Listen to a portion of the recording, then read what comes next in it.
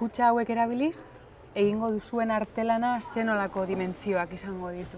Beno, izango ditu, erabiliko ditu horrelako 20 kutxa, gutxi gora bera, eta izango da 3 metro terdikoa edo halako zerbait.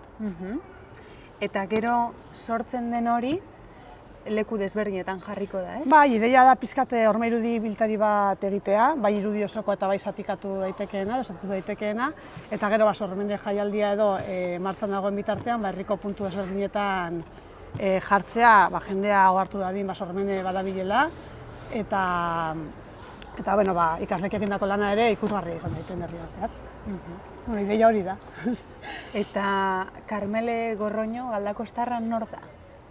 Ni berez ilustratzailea naiz, hemen Galdakostarra esan duzun bezala, eta gehien bat liburuetako ilustrazioak eta egin izan ditut. Orain arte Irrimarra Irenerekin, baina orain kanpoan dago eta ni bakarrik ari naiz lanean.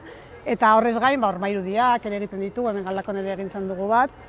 Eta zure tailerrean eskoletako ikasleak artista izatera inspirazio hori bilatzeko aukera izango dute?